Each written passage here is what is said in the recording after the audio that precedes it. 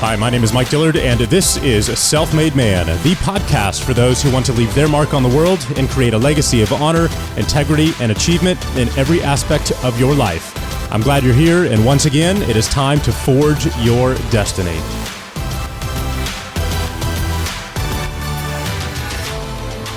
There are two industries around the world that are on the cusp of exponential growth today. The first is the cryptocurrency industry with assets like Bitcoin, and the second is grass, ganja, reefer, Mary Jane, aka marijuana. Thanks to the states of Colorado and Washington, the doors were opened to the recreational legalization of cannabis in 2012. Now, since then, 47 out of 50 states have legalized marijuana sales for medical use, while 11 have made it fully legal for sale recreationally. But those laws are changing incredibly fast as the general public's perception of marijuana has started to change, and as these states' governments have begun to see the considerable amount of tax revenue being generated by this new industry. Within the next few years, the recreational sale and use of cannabis will be legalized across the country. And just like crypto, this decriminalization process has kicked off a new gold rush for savvy, forward-thinking entrepreneurs. The race to capture the next $100 billion market has begun, and today we're joined by one of the biggest players in the industry, Christian Hageseth. So Christian is the founder of Green Man Cannabis, which is an award-winning cultivation and dispensary company out of Colorado. And today Christian is creating the first dispensary franchise through the One Cannabis Group, and they're going to be taking the company public in Q1 of 2019. So whether it's creating your own line of CBD supplements, buying a One Cannabis franchise, or simply investing in the stock of these companies as they start to go public, the opportunities this new industry is creating for entrepreneurs like you is absolutely endless. So if this is an industry that you'd like to learn more about and learn about it quickly, then I'd highly recommend that you pick up a copy of Christian's book, Big Weed. In a nod to big oil, big tobacco, and big alcohol, Big Weed will bring you up to speed on every facet of the industry and give you a basic layout of the land so that you can start to understand it and identify the potential opportunities. This is an unbelievably exciting topic and an exciting industry that you need to be paying attention to. So without further ado, please help me welcome Christian Hageseth. Christian Hageseth, welcome to Self-Made Man. I'm extremely excited to have you on the show today. This is a topic that we have not had a chance to discuss in the last 3.5 years, and I couldn't think of a better person to have on the show to dive into the cannabis industry. So welcome. Yeah, hey, thanks for having me. It's a great pleasure to be here. Absolutely. So I have kind of a personal story that I wanted to start off with. When it comes to marijuana, cannabis, living in Texas, that, in Austin, it's a big subculture here, right? It's not legal, but it's everywhere. Mm-hmm. And I've spent a ton of time in Colorado with business partners and friends up there who have been fans of the plant for a long time. And about 6 months ago, a health challenge for me came up that was very serious, and that's been going on for a while now. And I turned to CBD oils and cannabis to help me get through that. And it was literally a lifesaver, like changed my life in a huge, huge way, where pharmaceutical medication was not working. And this really gave me my life back in many ways over the last couple of months. So I've become a huge fan from a medicinal standpoint of the plant. I don't really use it recreationally, but from a medical standpoint, like game changing for me. So it's an industry that's caught my attention now, a topic that's caught my attention, and one that I'm super passionate about because of the health benefits that I've seen. And so that's why I'm so excited to talk to you about it today, because you're one of the pioneers in the industry. Your company is about to go public here in the next couple of months. Just take us back to the beginning of how you've become who you've become in this industry. Yeah, I will. I'll start from the beginning, but then at the end of that, I promise I'd like to come back and touch on your experience, because it's so relevant to how the acceptance of legal cannabis is unfolding in the United States and around the world. So your experience is very relevant to my story, and I'll tie those together. But I'm a lifelong entrepreneur. I turned 50 this year. ever since I graduated college, I've been an entrepreneur. Only one short stint that I actually collect a paycheck from anyone else in my life. So this is in my blood to be to start business and do this. In 2008, in 2002, I'd started a mortgage bank with a colleague, and then we did a roll up of mortgage brokerage with that, and then I started doing some nuanced real estate lending in 2005 and 6 and 7. And so by 2008, when the real estate market crashed in the United States, I was really going long in a business I should have been shorting.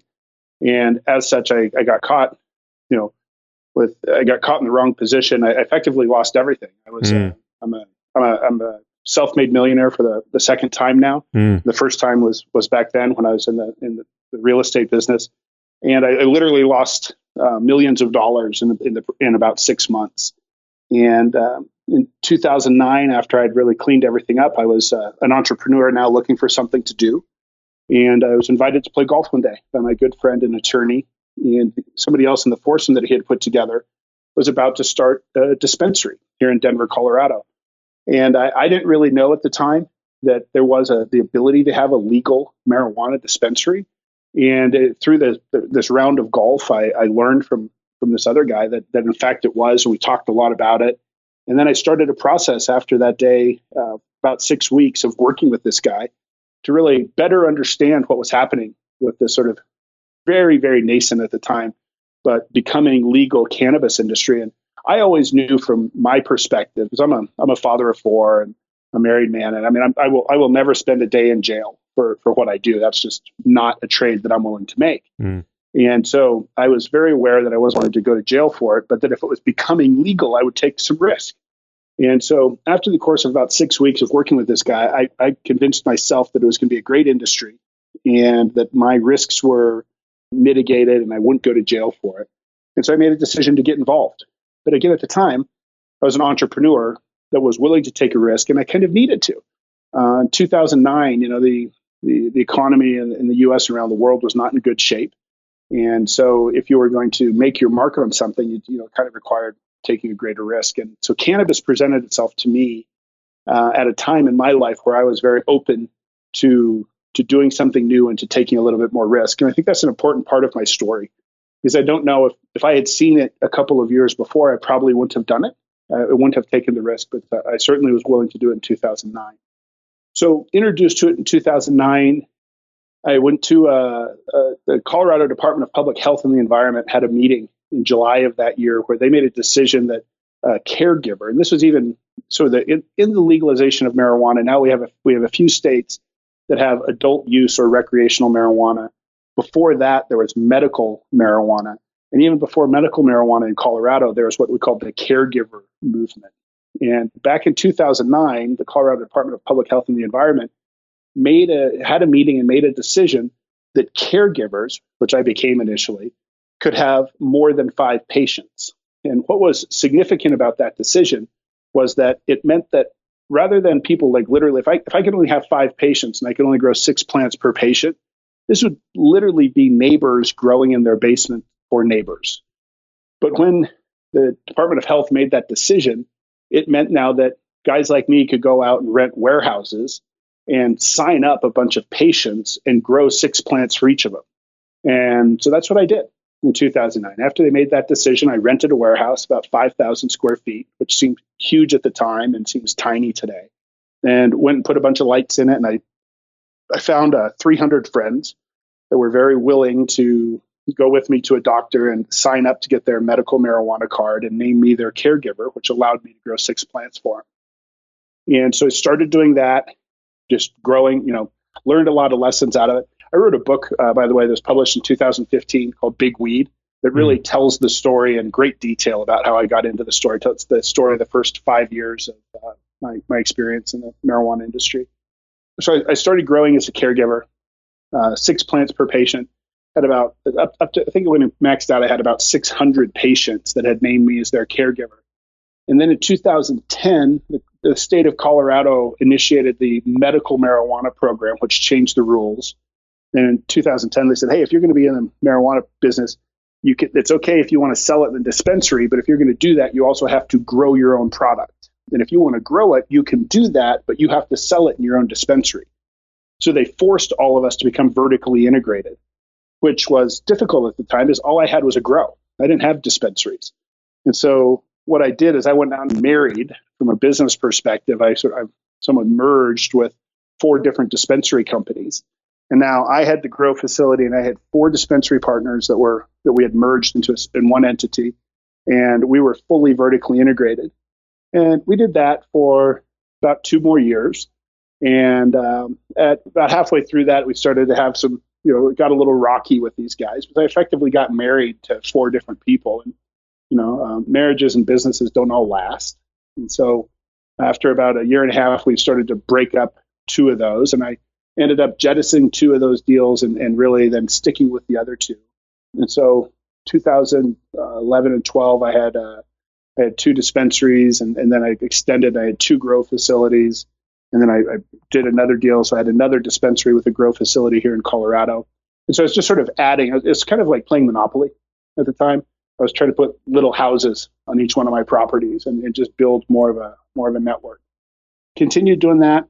And then 2014, in November of 2012, the voters of the state of Colorado approved adult use recreational marijuana, which went into effect on January 1st of 2014. And then so by 2014, I was now I had been a caregiver for growing marijuana. I'd been in the medical marijuana movement. And now I was one of the first movers in the recreational or adult use marijuana industry as well.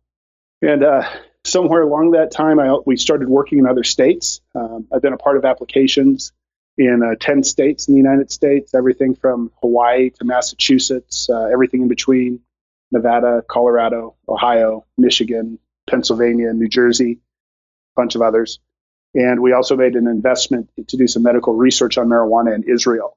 And so I was getting pretty involved in the national and international marijuana scene through 2012 through 2015. As I mentioned, I wrote a book about it somewhere in there. I wrote the book in 14, it was published in 15. And then in 16, I started working on the concept of franchising the marijuana business. I felt that we had learned enough lessons that as a franchisor, we really had things that we could pass on to other people that would help them to be compliant and profitable. And so we started that process, and now we've sold a bunch of franchises in different states. And then just earlier this year, we started working on the public offering. And so I see a lot of value. The Canadian markets in particular are very receptive to public cannabis companies. And so we're in the process right now of taking the company public on the Canadian Securities Exchange. So can you give us a 50,000-foot overview of the industry from a business perspective? There's the growing operations. There's the productization, essentially. We've all seen Dan Bilzerian come out with Ignite in the past year. And then there's the dispensary piece. And then there's finally the nutrient and the picks and shovels component of the industry. Can you kind of sum that up and take us through and give us a tour? Sure. So conceptually right now in the United States, the illegal, the black market marijuana industry is about a $50 billion a year industry. That's a $50 billion a year black market industry. So it's $50 billion a year of people willing to call their dealer to go get cash out of an ATM, to do a transaction that might get them arrested, and then to use a product that might get them fired.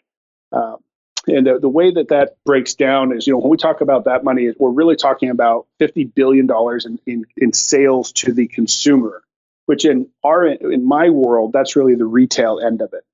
As we look at it now, to your question, we're fully vertically integrated. So we cultivate, and there's a lot of people out there growing marijuana legally. And so you have a license, and typically people are getting either a warehouse or a greenhouse, or in very few states and jurisdictions, they allow outdoor cultivation. But mostly people are cultivating in indoor warehouses or in greenhouses. So after cultivation, we've grown the raw product. And then a big part of the legal marijuana industry is what we call infused products. And to get to that, what we're doing is we're extracting all of the good stuff out of the marijuana plant.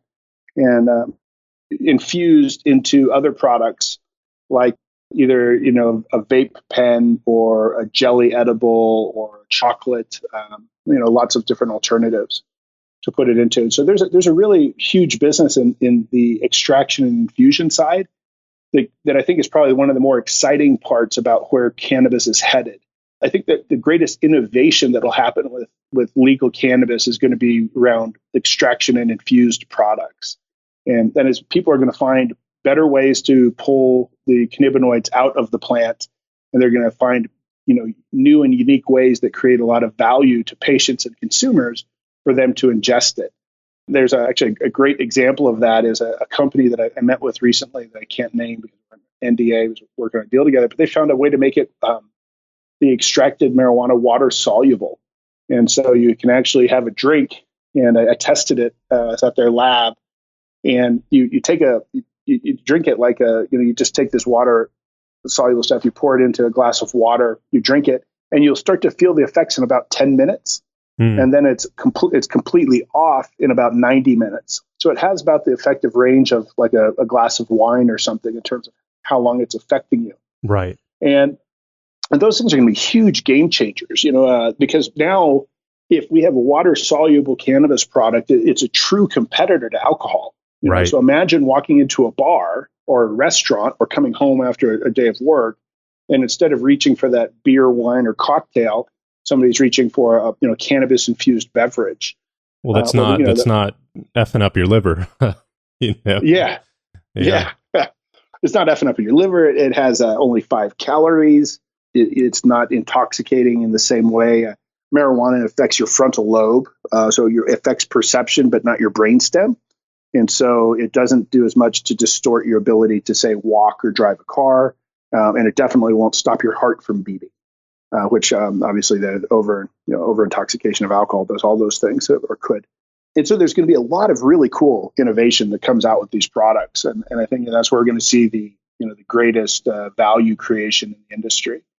Then the final step of that is obviously retailing, and is what as legal marijuana is sweeping around the world, it's putting all those neighborhood drug dealers out of business. And now people, instead of going to their buddy down the street, they're going to storefronts.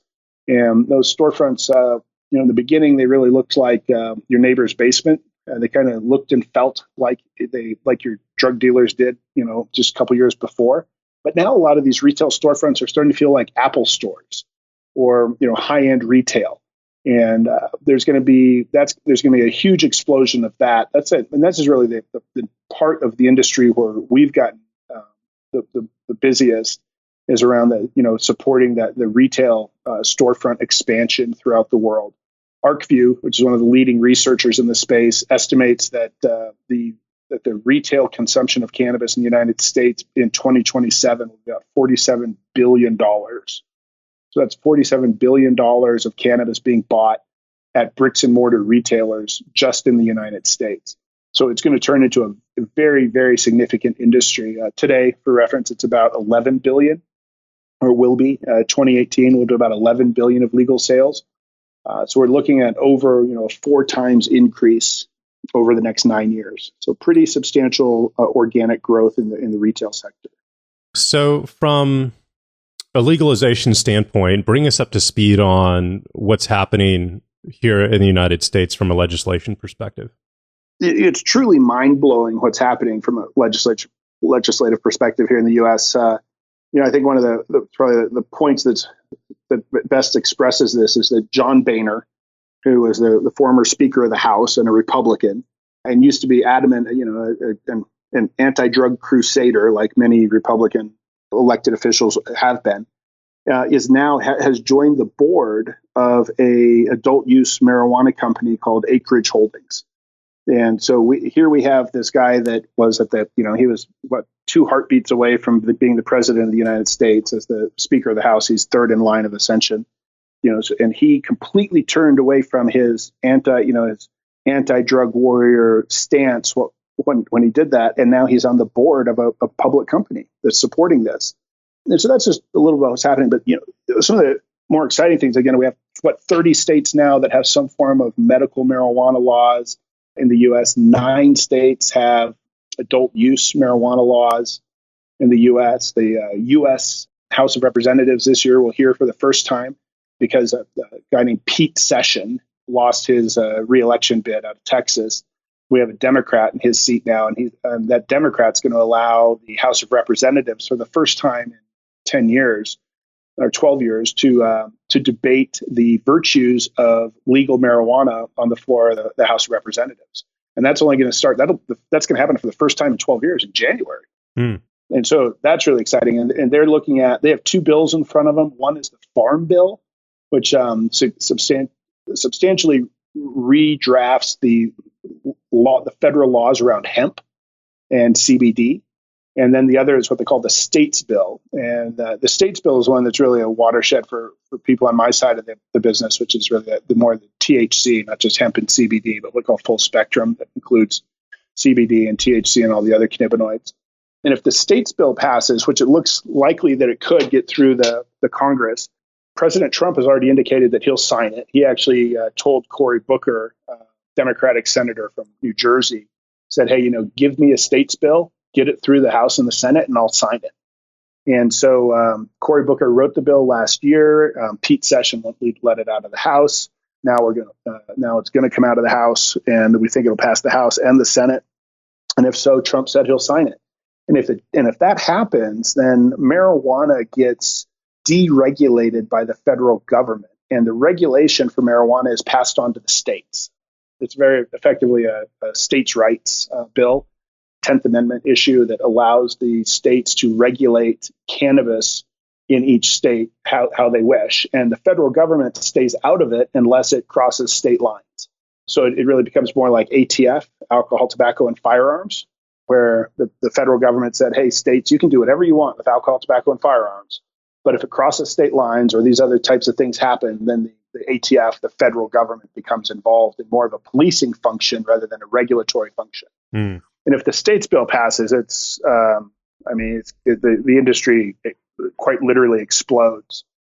Now that it's been legal in California and Colorado, and nobody's running around like zombies or getting into car wrecks or going crazy, and it's just producing a ton of tax revenue for these states, that I think politicians are finally like feeling a little bit more, safe about it at this point, and the greed factor is overcoming the fear factor.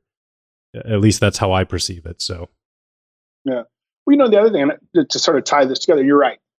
We've had more time now. So, Colorado, California, a bunch of other states have had a positive experience or not a negative experience with legalizing cannabis, and that the money is flowing in and it's making a significant difference. It's not an insignificant amount of money that's coming off of tax revenue from cannabis. And so no state, especially with the infrastructure of the United States and where we are with funding education and a bunch of other, and programs that need more money, not collecting tax revenue from a product that people are buying is almost irresponsible from a federal legislative perspective. But the other, and I think is really important, it's really part of your opening, is that more and more Americans are having a personal experience because of this with finding a benefit from some part of cannabis. And you spoke to your personal situation where you had reason to turn to CBD, and you had a personal experience that said, hey, you know what? This kind of works for me. This might not be what other people told me it was.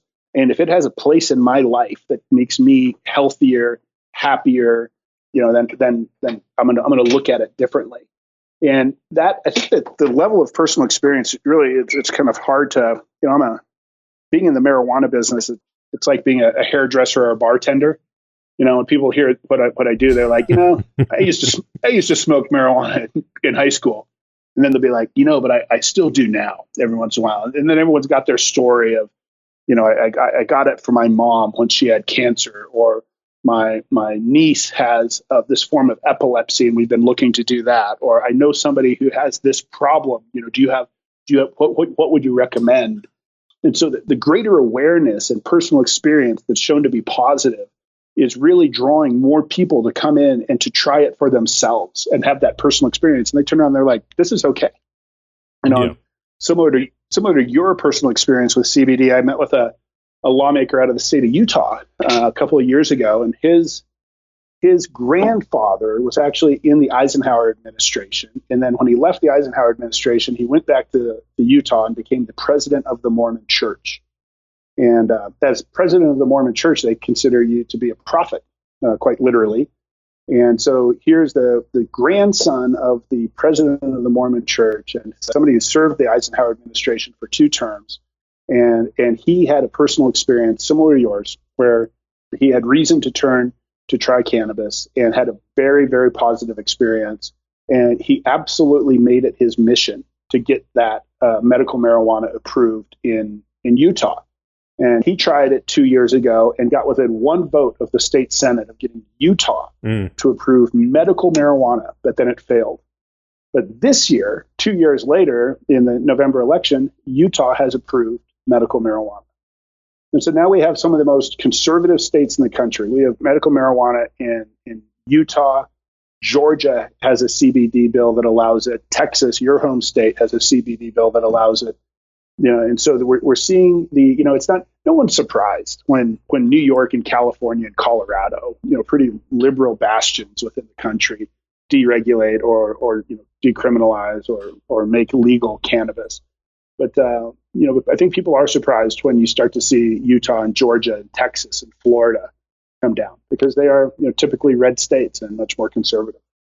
So walk me through the vision you have for the franchise model. It's real simple. Again, as a lifelong entrepreneur, I've I started an ice cream company out of college in Seattle, Washington, and then I went into technology, and then I went into the mortgage banking that I described earlier, and then into cannabis. And through all of those industries, there are franchise companies. And what those companies do is, let's say you wanted to get into, ice cream or mortgage or now cannabis, and you say, boy, I'm really interested in that space. I know a little bit about marijuana, and I have enough money to start my business, but I really don't know enough that I'm going to bet all of my money on what I know. And so as a franchisor, what we stand to do is to help people who want to be an owner operator. They want to own their own business and be in it. We guide them. We use all of our experience, which is considerable. And experience is 2 things. It's we've done things and learned the right way to do it, but also we've done things and learned the wrong way and know what not to do. And so we see a lot of value in both knowing what to do and knowing what not to do. And those are both equally as important. You have to understand both. Absolutely. Right. And so as a franchisor, we stand to help people to run a compliant and profitable marijuana business. We franchise both for retail and for cultivation. Right now, we're currently not franchising for the extraction and fusion part, but that'll change in the next couple of years. So how do you see the business model changing? Because I look at this as like a Game of Thrones type of scenario where the king is died, and essentially here that's legalization is opening up. And so it's a power grab, right?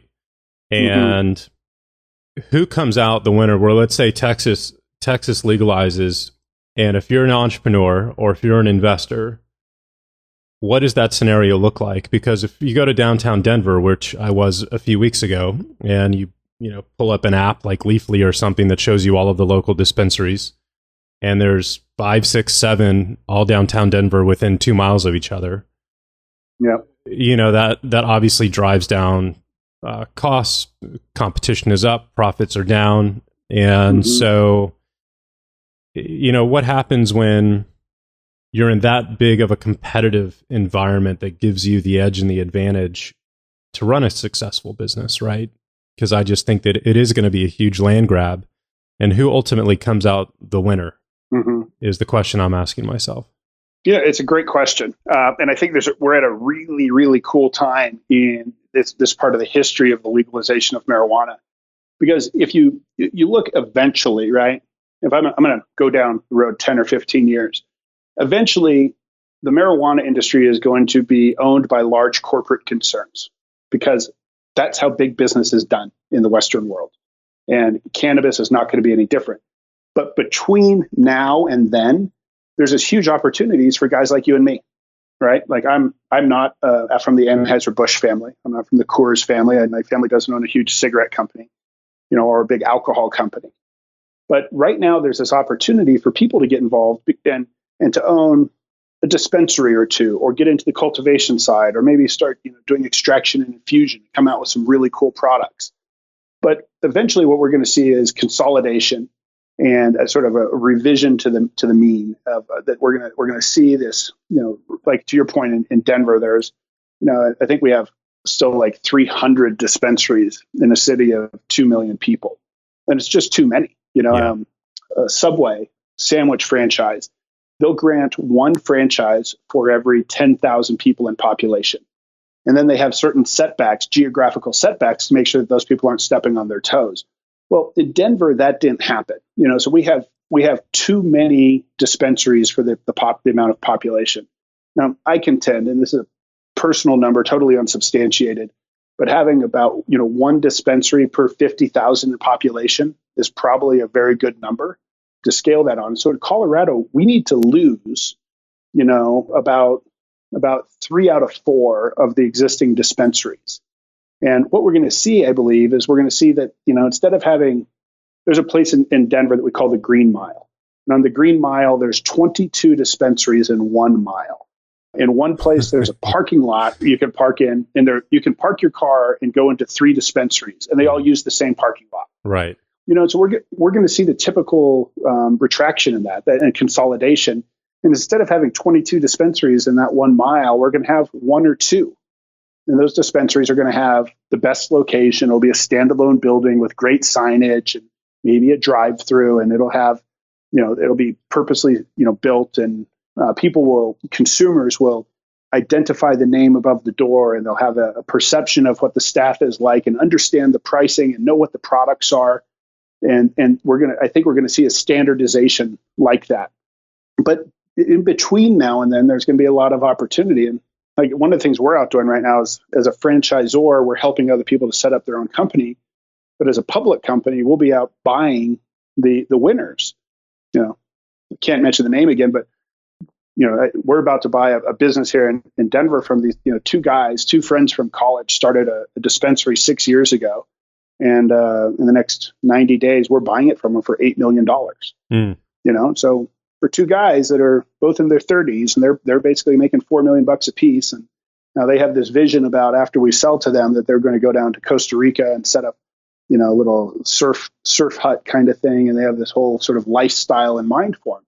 And so I would argue that the winners in cannabis, really, if you look way down the road, it's these big, corporate conglomerates like big alcohol, big tobacco, big pharma. But right now, in the next 10 years, there's this huge opportunity for, 2 buddies from school to get together and start a business that makes a lot of money, and to sell out and to make a substantial amount of money. I think for most people, if you could make $4 million profit, sell out and put $4 million in your pocket, that's going to be a life-changing experience. Yeah, I think the key is going to be branding. It's, between the dispensaries, at least, it's just going to be brand recognition and branding. Like, I know I spend a lot of time in Aspen every year, and, right down in the center of the court is Green Dragon, right? Yep. And it's a brand, unlike most of the other dispensaries you see in downtown Denver. I don't remember the names of any of them, but I do remember Green Dragon because it's different and it's a brand. So I think that's going to be a really big piece of it. I agree. Yeah. Yeah. So you guys are obviously working towards an IPO. I can't remember. I want to say, has there been an IPO for another marijuana related business recently? There have been a few. MedMen did what's called a reverse takeover, an RTO, which is like an IPO. But in the U.S., MedMen is probably the most recognizable brand. But I think they have like 12 stores nationwide. So it just hasn't really taken off yet. Gotcha. But, there's been a couple. We're on the very, very, very early edge of that whole movement, but we think there'll be more. Yeah, absolutely. But I agree with you though on the brand piece. I moved to Seattle after I graduated college, Arizona State University in '92. Moved up to Seattle, Washington, and started an ice cream company. And when I got there, the coffee industry wasn't what it is today. Today there's a Starbucks on every corner of every city all across the globe. Well, at the time, Starbucks wasn't that. It was very much smaller. But the coffee industry in Seattle at the time was coffee carts. And those coffee carts then are just like dispensaries today. And those coffee carts then there's a coffee cart in front of every gas station and every grocery store and on many corners. And you go back to Seattle today and all those coffee carts are gone. And I also think most of these dispensaries are going to be gone one day.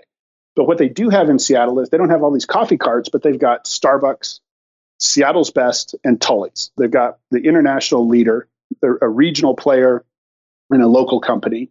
All have a presence in the retail stores, and they have great brand recognition.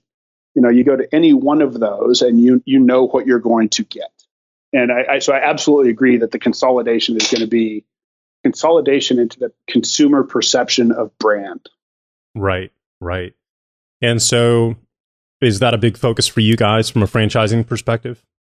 Yeah, it is. So I founded the company I founded in Colorado is called Green Man Cannabis. And we've done very well with Green Man. We're compliant and profitable. I've made a lot of money with it. We've won a lot of awards. Getting best dispensary in the U.S. last year, or one of the top dispensaries in the U.S. rather. And so we've had a lot of luck with that. But I think when we're moving forward branding, we're branding the company One Cannabis, ONE Cannabis. And the reason is that brand, I think, needs to be appealing to the future cannabis consumer, not the typical stoner persona. And so we moved away from Green Man because it was two things. It was too green, because everybody in the industry is, like you said, it's Green Dragon, the Green Solution, Green Man. It's like Green Dot. It's like, wow, the uniqueness left the industry. Yes. Right? And so we called it One Cannabis, and so it was too green and it was too masculine. It was man, and we see a lot of the future cannabis consumers, both men and women. And it's not just about the stoner stereotype. It's about people that are seeking cannabis to be healthy, not high. It's people that are open to using cannabis, parts of cannabis in their beauty products, or their lotion has CBD in it instead of aloe or lanolin, because they see some benefit to that. And so the future of cannabis consumption is really going to be the sort of new cannabis consumer. And so we're very intentionally rebranding at this point to create a company for the future, not for the past.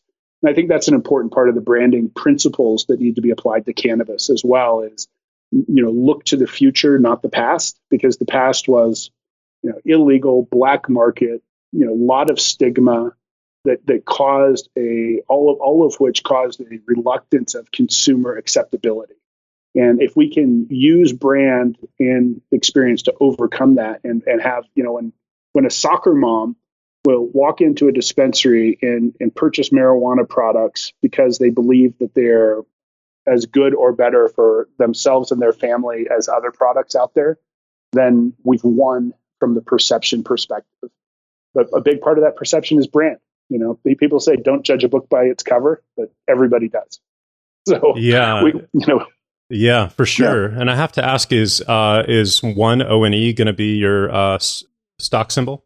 No, it's a OCGI. Okay, it's a OCGI. I'll make note of that. Yeah, it's the Wild West for sure. It's very, very similar to the crypto industry right now, where it's Bitcoin's 10 years old and legalization's probably been Colorado and California around that length of time, or getting close to it, and it's kind of reaching the second phase of development where it's coming out of the Wild West into the beginning phases of going mainstream. And you had mentioned that you have some exposure to crypto. I'm interested in, I don't mean to turn the tables here. We've done this interview, but I've had a lot of discussions about the potential of doing, crypto or blockchain in the cannabis space. And obviously the people that are suggesting it they have a lot of high level of belief. I mean, do you have any thoughts or experience on how crypto or blockchain technology would work in the cannabis space? I don't see right now a point of it. There's two different ways to think about crypto. There's the decentralized functionality that Bitcoin brings to the table, which means that, hey, we've got a functionality, an exchange or an asset that is not under any central control or authority, which for money is a great use case. And yet everybody and their mother, wants to apply the blockchain to whatever industry that they're in, and it just isn't really necessary unless you need that decentralization and that forced lack of control. So, a couple of companies have come and tried to apply blockchain management to tracking the distribution or manufacture of, let's say, coffee, right? So we can certify that the beans were grown here and distributed here and processed here, and that doesn't need to be on a blockchain, and it can just be in a database. Like, it doesn't, you know what I'm saying? So for me, I haven't really seen a really solid use case in that scenario. The one way that it will absolutely be used is when it comes to the securitization of equity in companies such as yours, right? So security tokens, which will allow smaller companies maybe grow operations, vendors and whatnot, to then securitize their projects. And instead of going public like you're doing and having to be one of the 5,000 companies that are out there, they can do it on their own through a security token offering. So that is definitely going to take place. But as far as applying blockchain to any other aspect of the industry, I haven't seen an idea that really sticks out of my brain that's necessary, useful, and like a no-duh kind of an opportunity yet. So how would that work? What's that securitization that you mentioned versus a public offering? Can you sort of compare and contrast how those two are similar and different? Yeah, actually, the conversation I had an hour before this interview was all about that. It was with the founder of Activision and Blizzard Games. So super successful, multi-billionaire founder who is now the founder of StartEngine.com. So that is an equity-based crowdfunding platform. So I could go list my company on StartEngine if I want to raise some capital and offer shares to my business to basically anyone, accredited or non-accredited investors, which is a regulation that was presented in 2012 through the Jobs Act and approved that year. So now I can sell equity in my company to anyone, whether you're accredited or not, right? So that was the really big game changer. And so what StartEngine's doing, and other crypto firms like T0 and Polymath are doing, is they're now creating the platforms to turn the equity in your business, maybe it's a gas station, into a security and shares, which are then distributed via tokens. And so those tokens can now be obviously traded on exchanges. So what it's really doing is creating an incredible amount of liquidity, because now investment opportunities are available from everybody. Everybody can now participate no matter what your income level is. And you can turn any business into an investable asset with a token that's traded on Binance or, Coinbase or wherever. So the liquidity piece is the big piece of the puzzle. And I think that's going to be the real big opportunity that we're going to see here in the next 3 years once those platforms are up and the legal infrastructure has been put in place and the guidance from the SEC is you're going to start to see a lot of these growers and dispensaries see the opportunity that they can go, raise capital really easy and have a framework to do it and not have to go public. Yeah, or go to VCs, go do the roadshow, right? Yeah. So what an amazing time we live in that, marijuana is legal and you don't even need cash to buy it. right. Yeah. Oh, well, that's what I'm racking my brain about constantly as an entrepreneur, is looking into the future 5 years and trying to identify what's going to happen in the industry and where's the opportunity today. And so from an investment perspective, this is a world that I am not familiar with. I am brand new to this world, but I see the opportunity and I see where it's going. And the question is, where do you put your money? And without knowing the industry, one of the safest bets would be to obviously invest in your company when it goes public, because you guys know what you're doing. You're some of the biggest players in this space.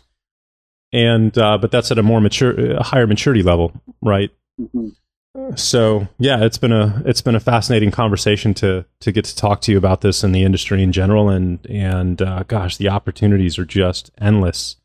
So if anyone's listening out there right now and you're you want to put your path in front of a giant train of money and success and investment and capital that's coming down the road, this would definitely be it. What have I not asked you that you think is important for us to cover here in our final minutes together?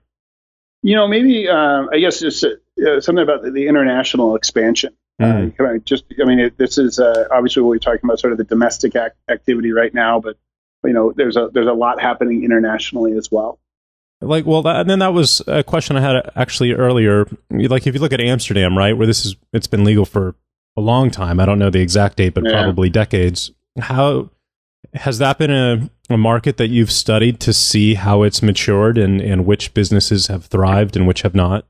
Amsterdam in particular, yes. I took the coolest business trip of my life to Amsterdam about 2 years ago. I took a group of colleagues over, and we went to look at Amsterdam and try to learn lessons from what they had been through. They had, obviously they've had a quasi legal system. Really, it's a don't ask, don't tell system around legal around cannabis. And so we went over and spent the better part of a week going to every coffee shop we could and meeting with the people that own the seed companies and the cultivators, and really trying to get behind the curtains to understand how Amsterdam has, how the business there has worked. And it was very interesting and informative, and it was probably one of the most fun business trips of my life. But one of our takeaways is that there's a huge difference between being in a don't ask, don't tell sort of quasi legal market and the one that we're in. We're in a fully legal market that's heavily regulated, audited by the state. I'm currently under 3 audits by the IRS.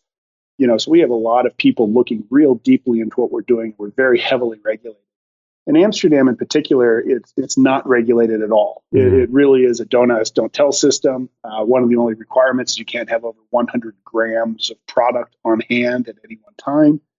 But what happens is after these, one of these coffee shops sells 20 grams, a guy magically pulls up on a bike and walks in and hands the guy behind the counter a bag of another 20 grams and then takes off. And so, you don't know who grew it. You don't know how it got there. You don't know what's in it. There's been no testing of it. So we don't know if it's filled with fungus or mold.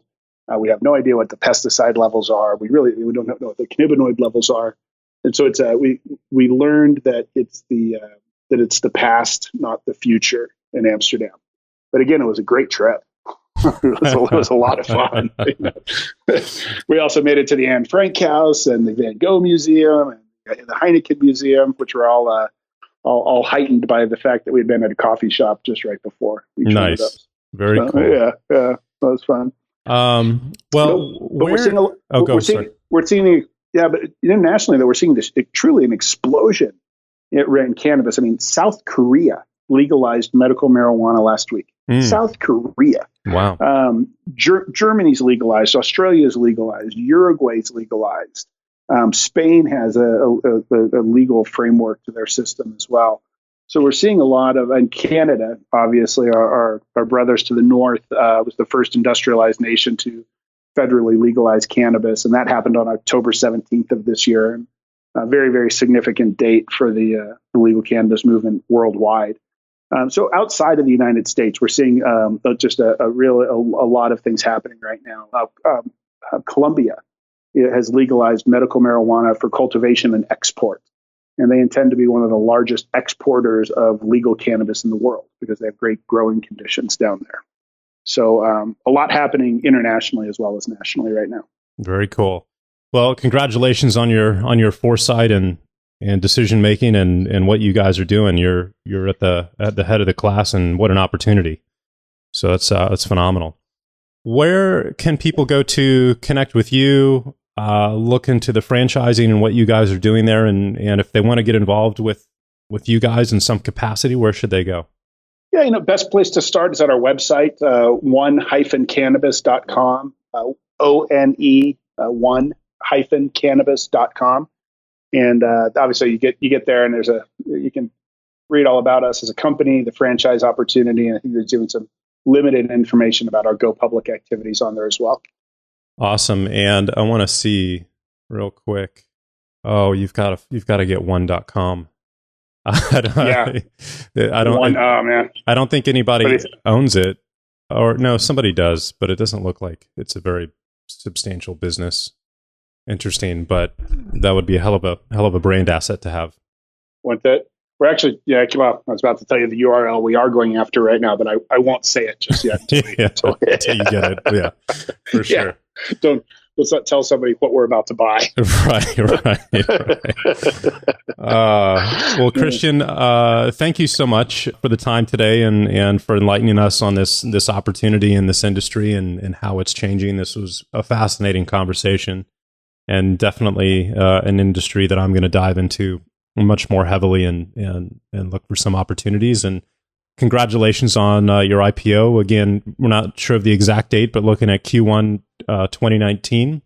Mm-hmm. And so I'll definitely be keeping an eye out for that. And I just really, again, appreciate the time today and for the wisdom. This was fantastic. Mike, it was my pleasure. Thanks so much for having me. You bet. As always, guys, appreciate you listening. If you see the opportunity here, if you learned a lot, please tell Christian thank you. And I don't know, Christian, are you on social media at all? I am. Yeah, I'm on C_Hageseth on Twitter and at Christian Hageseth on Instagram. Cool. Yeah, we'll give him drop him a line and say thanks and hello. And appreciate you guys for listening as always. We'll see you next week. Take care.